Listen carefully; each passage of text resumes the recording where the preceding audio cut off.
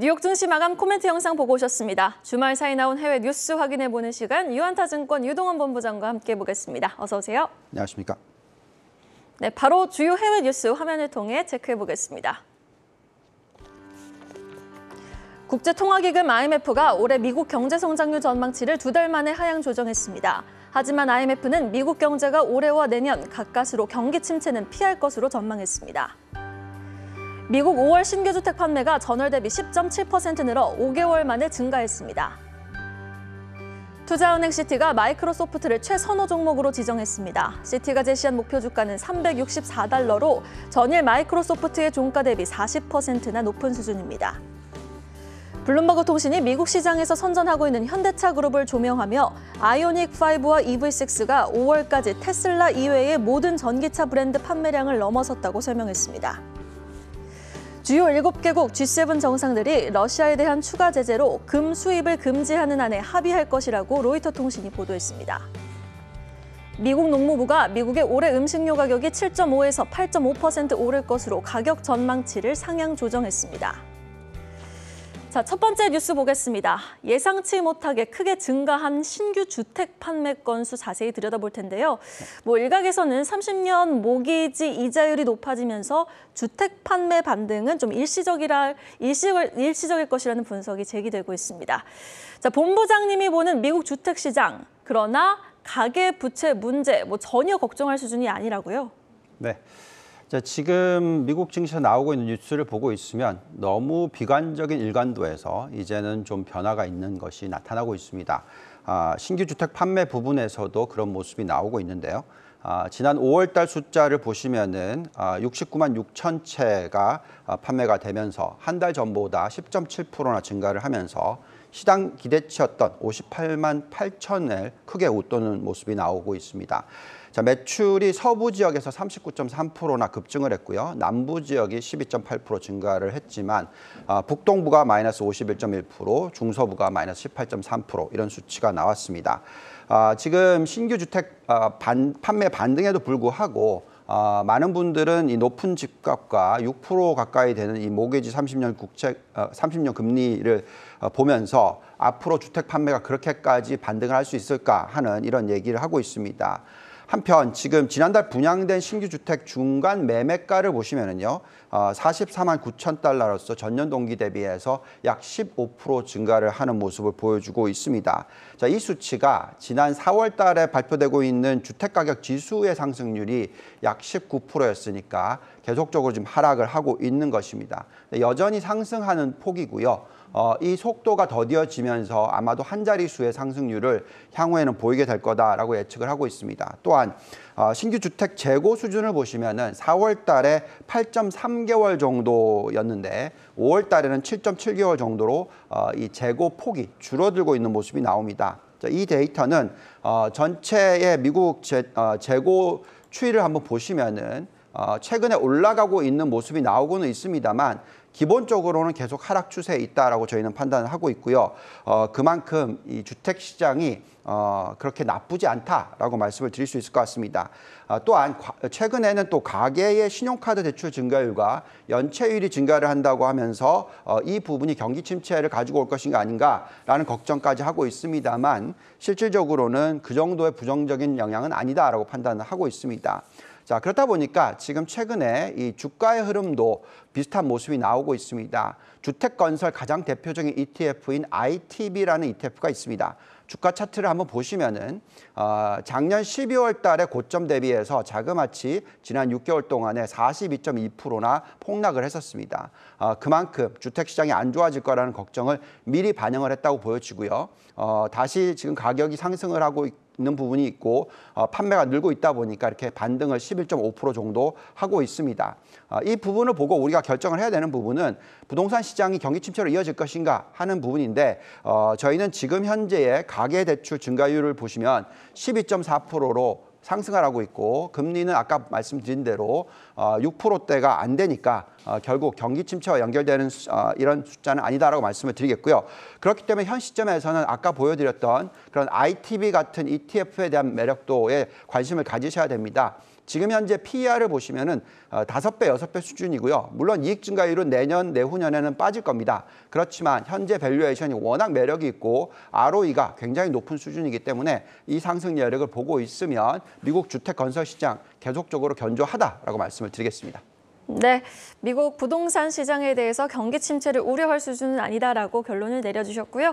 두 번째 뉴스 보겠습니다. 주말 사이 나온 전기차 뉴스 한번 종합 점검해 볼 텐데요. 블룸버그 통신은요. 일론 머스크 좀 미안한데 현대차가 지금 전기차 시장 아주 조용히 지배하고 있어 라면서 현대차를 치켜 세웠고요. 또 모건 스탠리와 크레딧 스위스죠. 테슬라 목표 주가를 하향 조정했습니다. 그 가운데 정유회사 엑선모빌 CEO는 2040년 모든 신차가 전기차가 될 거라고 주장을 했네요. 네. 자, 우선 이 엑슨모빌이 반대되는 쪽에 있으니까 우리가 들여다봐야 될 것 같습니다. 이분이 이렇게 세게 얘기한다는 것 자체가 이제 전기차로 넘어가는 것은 너무 당연하다. 2040년이 되면은 앞으로 판매되는 모든 신차는 전부 다 전기차가 될 것이다라고 얘기를 하고 있습니다. 자, 엑슨모빌의 데런 우즈가 얘기한 내용을 보고 있으면 지금 사업에 있어서 이런 부분이 어떻게 영향을 미칠지 리모델링을 하고 있다라고 얘기를 하고 있습니다. 다 아시겠지만 엑슨모빌은 세계 최대의 상장 석유 메이저이죠. 정유사 석유 제품 업체라고 스스로 소개를 하고 있습니다. 지금 2020년 3월 이후에 팬데믹 이후에 우리가 지금 다들 계속 걱정하고 있는 게 기후의 변화입니다. 이에 따라서 전기차 판매가 급속하게 늘고 있고요. 작년도에 전체 승용차 판매 대수의 9% 정도 되고 있는 전기차입니다만 이 증가율 속도로 보면 워낙 두드러집니다. 2020년 대비해서 2021년에는 약 109%나 폭증을 했고요. 계속해서 이 내연기관의 규제가 생기고 또 보조금이 전기차로 가게 되면은 계속적인 변화가 있을 거라고 생각하고 있습니다. 그렇지만 엑슨모빌의 CEO 얘기하는 걸 보면은 그래도 석유화학 관련된 쪽에서는 이익이 있을 것이다. 그리고 또 플라스틱도 생산이 되기 때문에 전기차 생산에 활용할 수도 있을 것이다라고 얘기를 합니다.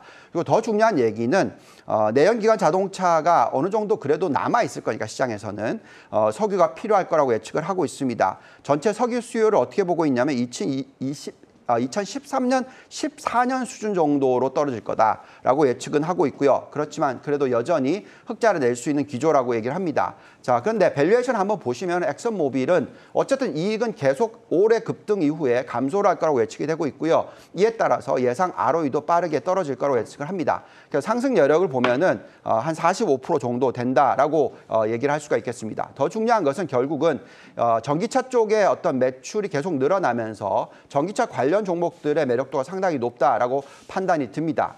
여기에 있어서 아까도 말씀하셨지만 한국 자동차의 매력도가 상당히 높게 나오는 게 사실입니다. 우리가 밸류에이션을 돌려보면은 지금 2위 기업이 기아로 올라오고요. 6위 기업이 현대차로 올라오고 있습니다. 상승 여력이라는 것은 목표가가 아닙니다. 그렇지만 상대적인 저평가 현상을 얘기를 하는 것이고요. 여기에 보시듯이 기아차가 오히려 테슬라 위에 올라가 있다라는 게 중요하겠습니다. 앞으로 이 전기차에 대한 투자 비중을 글로벌 포트폴리오의 약 10% 정도 가져가는 게 중요하다고 말씀을 드리고 있고요. 더 밑으로 내려가면은 여기에 이제 또 중국 차들도 포함이 되어 있습니다. 그래서 우리는 지금 한국 그리고 미국 그리고 중국의 전기차 업종에 대해서 관심을 가지실 필요가 있다라고 말씀을 드리겠습니다. 네, 알겠습니다. 자, 이번에는 전략 한번 들어보도록 할게요. 악재 완화도 쉽지 않고 호재도 부재한 시장입니다. 본부장님은 워낙 9월까지는 좀 변동성 장세를 염두에 두자라고 강조를 해주시는데 이번 주 투자 전략은 좀 어떻게 챙겨갈까요? 네, 자 이번 주는 계속 반등이 좀 이어질 것 같습니다. 그리고 나서 7월 초에 인플레이션 숫자 나오고 또 7월 말에 이 FOMC 미팅에 대해서 좀 견제가 있을 테니까 또 조정이 있을 수도 있습니다. 어쨌든 변동성이 있을 거라 생각하는데요. 중요한 것은 좀 중장기적으로 놓고 봤었을 때 이번에 반등의 성공이 이 대세 하락장 속에서의 일시적인 반등이기 때문에 던지고 나가야 되는지 아니면 앞으로 2년 동안에 다시 상승 구간이 나타날 것이다라고 예측하기 때문에 지금은 투자 기회로 삼아야 될 것인지 하는 부분이 되겠는데요. 우리는 후자라고 얘기를 하고 있습니다. 어쨌든 경기 침체 가능성에 대해서는 지금 계속해서 좀 들여다봐야 될 것 같고요. 그렇지만 그 장기적인 가능성이 굉장히 낮다고 생각하고 있고 인플레이션 수치가 너무 높기 때문에 일시적으로 실질 GDP가 하락하는 그런 현상이 지금 나타나고 있다고 생각합니다. 현재의 은행권의 여신 증가율을 한번 보시면은 9.7%가 나오고 있습니다. 또한 스트레스 테스트가 나왔죠. 미국 은행권의 자기자본 비율이 워낙 높다 보니까 계속적으로 대출을 해줄 것이고요. 이는 경기 침체를 일정 부분 막아줄 수 있다라고 판단하고 있습니다. 결론은 지금 인플레이션이 너무 높다는 게 가장 중요한데요. 이 근원 PC 인플레이션이 지금 5% 살짝 밑으로 내려왔습니다. 4.9%까지 내려왔고요. 이 숫자가 중장기적으로 3%대까지 내려온다면 그 구간에는 시장이 상승할 수 있다고 생각합니다. 경기 침체를 반영한 이익 추정치를 계산해 보면은 지금보다 마이너스 14% 정도 하락 조정을 하면 되는데 이 숫자를 반영하고 이익 증가율이 올해 내년에 없다라는 부분 또 금리를 4%까지 올려야 된다는 부분을 감안하더라도 S&P 500의 적정 지수는 3,500, 나스닥 적정 지수는 12,300이 나오니까 여기서 추가적인 하락은 한정적이라고 생각을 합니다. 그래서 따라서 이 변동성을 좋은 투자 기회로 삼는 것이 중요하다 말씀을 드리겠습니다. 네, 알겠습니다. 월요일 글로벌 투자 뉴스 유한타증권 글로벌 자산배분 유동원 본부장과 함께 정리해봤습니다. 오늘 말씀 고맙습니다. 감사합니다.